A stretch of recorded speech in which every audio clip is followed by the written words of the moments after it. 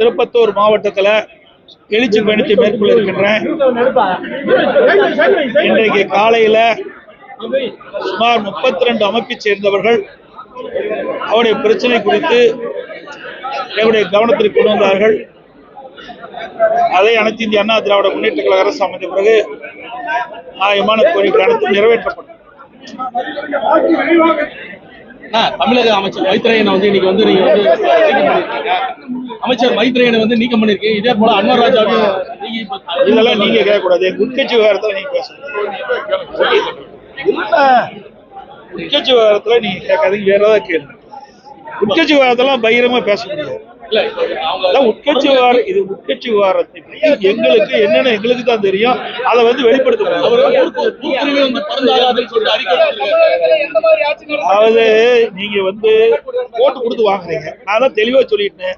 ஒவ்வொரு கட்சியும் கட்டுப்பாடு இருக்கு. அந்த கட்டுப்பாட்டின் அடிப்படையில் நடவடிக்கை எடுப்போம். அதை வந்து வெளியில பேசுவது சரியா இருக்கு. தாய்மானவர் திட்டத்தை வந்து தமிழக முதல்வர் வந்து பெரிய ஏரி இருக்கு. அந்த ஏரியில தண்ணி வந்து 50 கிராம் விவசாயிகள் பயன்படுவாங்க. இதுக்கு தங்கள் ஆட்சியில் ஏதாவது ஒரு திட்டம் வந்து அதாவது அனைத்து இந்திய அண்ணா திராவிட முன்னேற்ற கழக ஆட்சி கொண்ட பொழுது பல ஆண்டுகளாக ஏரிகள் குளங்கள்லாம் தூர்வாரப்பட்டு கரையெல்லாம் பலப்படுத்தப்பட்டு மதங்களை சரியா வச்சு அந்த மழை காலத்தில் பெய்கின்ற நீரை சேமித்து அந்த பயிரிட விவசாயத்துக்கு தேவையான நீரை நாங்கள் வழங்கணும். நிலத்தடி நீர் உயர்த்த நடவடிக்கை எடுப்போம். நீங்க செய்த கோரிக்கை மனு மூலமா கொடுங்க, நாங்கள் அதை நிறைவேற்றுக்கொண்ட நடவடிக்கை. குழந்தைகளுடைய பிறப்பு விகிதம் காரணம் காட்டி 207 பள்ளிகளை மூடி இருக்கான்னு சொல்லி பள்ளிக்கல்வி இயக்குனர் சொல்றாரு. பள்ளிகளை மூடுறது வந்து திமுக ஆட்சியுடைய சாதனையா? இதை எப்படி பாக்குறீங்க? அதான் சாதனை. 207 அரசு பள்ளிகளை மூடிதான் திமுக சாதனை. ஆகவே அது மூடுவதற்கு முன்பாக அதை தொடர்ந்து நடத்துவதற்கான நடவடிக்கை இந்த அரசு எடுத்திருந்தா போராட்டிக்கலாம். ஆக ஏற்கனவே இயங்கி வந்த அந்த அரசு பள்ளியை மூடுவது சரியல்ல. இன்னைக்கு தமிழகத்திலே கல்வி கற்புடைய எண்ணிக்கை உயர்த்த வேண்டும் என்ற அடிப்படையில் தான் அனைத்து இந்திய அண்ணா திராவிட முன்னேற்ற கழக ஆட்சியில நிறைய அரசு பள்ளிகளை ஏற்படுத்தினோம். அப்பதான் ஒரு அறிவுபூர்வமான மாணவர்களை உருவாக்க முடியும் என்ற அடிப்படையில் தான், அதுவும் ஏழை எளிய குடும்பத்தில் பிறந்த மாணவ மாணவிகள் அந்த பகுதியிலேயே அங்கே கல்வி இருக்க வேண்டும் என்ற அடிப்படையில் தான் அரசு பள்ளி அதிகமாக திறக்கப்பட்டது. இந்த ஆட்சியில சரியான கவனம் செலுத்தாத காரணத்தால இன்றைக்கு சுமார் 207 பள்ளிகள் இன்றைக்கு அரசு பள்ளி மூடப்பட்டது. வருத்தம் அளிக்கிறது, வேதனை அளிக்கிறது. ஆக இந்த அரசு அதில் தனி கவனம் செலுத்த வேண்டும் என்று எதிர்பார்க்கிறேன். 24 பேர் வெட்டி படுகொலை செய்யப்பட்டிருக்காங்க திமுக ஆட்சியில. 1.5 ஆண்டுகள்ல திருப்பத்தூர் மாவட்டத்துல 24 பேர் வெட்டி படுகொலை செய்யப்பட்டிருக்காங்க. இது எப்படி பாக்குறீங்க? அது திராவிட முன்னேற்ற கழக ஆட்சி வந்தவர்கள் சட்ட ஒழுங்கு அடியோடு சீர்கட்டு விட்டுட்டு நான் எல்லா பொதுக்கூட்டத்திலையும் பேசி வரேன். இன்றைக்கு பத்திரிகையிலே ஊடகத்திலையும் தங்க என்ன நிலவரம், வெள்ளி என்ன நிலவரம் தான் வந்தது. இப்ப கொலை நிலவரத்தை இன்னைக்கு பட்டியலிட்டு சொல்லிக்கிட்ட அளவுக்கு ஒரு மோசமான சூழ்நிலை தமிழகத்தில் நிலவுகிறது. இதற்கு காரணம் காவல்துறையை சுதந்திரமா செயல்பட இந்த அரசு அனுமதிப்பில்லை. அதனாலதான் நீ குற்றச்செயலில் ஈடுபட்டவர்கள் அந்த காவல்துறையை கண்ட கொஞ்சம் கூட அச்சமில்லாத காரணத்தினால இன்றைக்கு ரவுடிகளுடைய ராஜ்யம் இன்றைக்கு கொலைப்பட்டியல் நீண்டு கொண்டிருக்கின்றது. அது மட்டும் இல்ல, இன்னைக்கு போதைப் பொருள் அதிகமாக விற்பனை செய்கின்ற காரணத்தினால போதைக்கு அடிமையாகி அதனால் ஏற்படுகின்ற விபரீதமான செயல்கள், கொலை, கொள்ளை, திருட்டு, வழிப்பறிவு, பாலியல் கொடுமை நடப்பதற்கு மூல காரணமே இந்த போதைப் பொருள் வழக்கத்திலே ஆளானவர்கள் தான் இந்த செயலில் அதிகமாக ஈடுபடுவதாக எங்களுக்கு கிடைத்த தகவல். தமிழக முதல்வர் வந்து தாய்மானவர் திட்டத்தை வந்து நேற்று வந்து மாற்றுத்திறனாளிகளுக்கு 70 வயதுக்கு மேற்பட்டவர்களுக்கு வந்து தொடங்கி வச்சிருக்காரு. இது மக்கள் இடத்துல நல்ல ஒரு வரவேற்பு வந்திருக்கின்ற எதிர்கட்சி தலைவர் நீங்க தான் சொல்லணும். தொலைக்காட்சி நம்பர் தான் போய் பார்த்து நேத்தான் தொடங்கி வச்சிருக்காரு. நல்லதா கெட்டதா என எதிர்காலத்தில் பார்த்து சொல்லணும். அந்த திட்டங்கள் எப்படி? அதாவது அதுதாங்க, நீங்களே கேள்வி கேட்டுட்டீங்க. என்ன இந்த திட்டம் நன்றாக இருக்கும்னா இந்த திட்டத்தை தொடங்கி வச்சிருக்கிறார். எல்லா திட்டத்தையும் தொடங்கித்தான் இருக்கிறார். அவர் தொடங்கின திட்டம் எது நல்லதா இருக்குது? ஆக திட்டத்தை துவங்கும் போது நல்லா தான் இருக்குது. ஆனா அதை நடைமுறைப்படுத்தி சக்சஸ் பண்ணணும். அப்பதான் மக்கள் ஏற்றுக்கொள்வாங்க. ஆனா இவர்கள் எத்தனை திட்டத்தை அறிவிச்சு எத்தனை குழு போட்டாங்க? சுமார் 50 திட்டத்தை அறிவிச்சு 50 குழு போட்டுருக்காங்க. அந்த 50 குழு கிடப்புல கிடக்கு.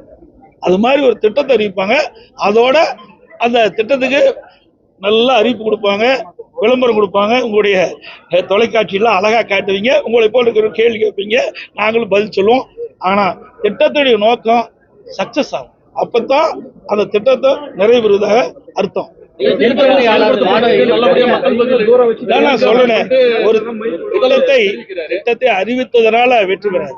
திட்டத்தை நடைமுறைப்படுத்தி அந்த நடைமுறையில் சக்சஸ் ஆனதான் அது திட்டம் நன்றாக திட்டம் என்று மக்கள் ஏற்றுக்கொள்வார். திருப்பத்தூர் மாவட்டத்துல சாலை கழிவுகள் 25% அதிகமான வரி, அதிலே மக்கள் ரொம்ப பாதிக்கப்படுறாங்க. விவசாயிகள் இல்ல 50% இந்தியன் ரயில்வேஸும் அதிகப்படுத்தியிருக்காங்க. இதை பத்தி உங்களோட கருத்து? இது வன்மையா கண்டிக்கிறேன். இது வேண்டுமென்றே திட்டமிட்டு ஒரு சர்வாதிகார போக்காத்தான் பார்க்கிறேன். இன்றைக்கு எல்லா நாடுகளும் சரிசமமாக வரியிட்டு அதுக்கு ஏற்றவாறு செயல்பட்டாதான் ஒவ்வொரு நாட்டிலையும் ஒரு பொருள் விளைவிக்கிறாங்க. ஒவ்வொரு நாட்டிலையும் பல தொழிற்சாலைகள், அந்த தொழிற்சாலைகள் ஏற்றுமதி செய்யும். இப்படி வேண்டுமென்றே திட்டமிட்டு ஒரு குறிப்பிட்ட வரியிலிருந்து அதிகபட்ச வரி விதித்து ஒரு நாட்டை அடிமைப்படுத்தும் என்பது ஏற்றுக்கொள்ள முடியாது.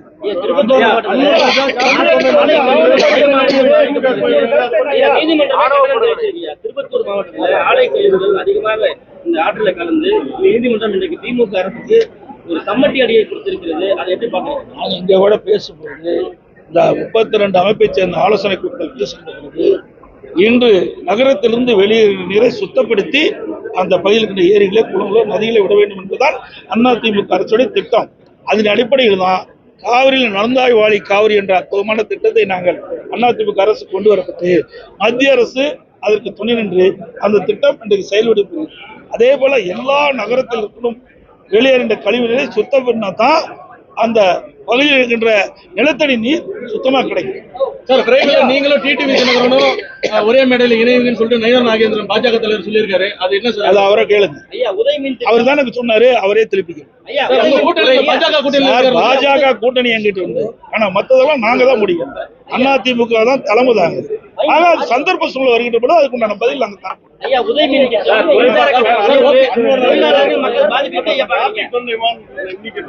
அதான் சார் சொல்றீங்க. அதாவது இது சுதந்திரம் நாடு, ஜனநாயக நாடு. யார் வேணாலும் எந்த கட்சியில் வேணாலும் இருக்கலாம். ஆனா இந்த கட்சிக்கு போக கூடாது, அந்த கட்சிக்கு போக கூடாதுன்னு யாரும் தடுக்க முடியாது. ஏன் இங்கதான் இருக்கிறாங்களா? மற்ற கட்சி எல்லாம் போகலையா? நிறைய எல்லாமே கட்சி மாறி மாறி இருக்கிறாங்க.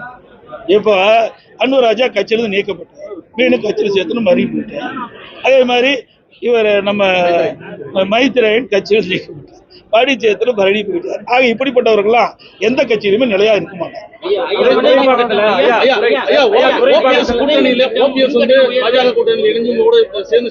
அவரை கேளுங்க, எங்களை ஏங்க கேக்குறீங்க? இதெல்லாம் தேர்தல் நேரத்தில் கொடுக்கப்படுகின்ற பதில்.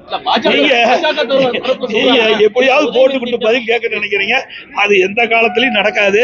எங்களை பொறுத்த வரைக்கும் எந்த நேரத்தில் எதை பேச வேணுமோ அந்த நேரத்தில் அது பேசும்.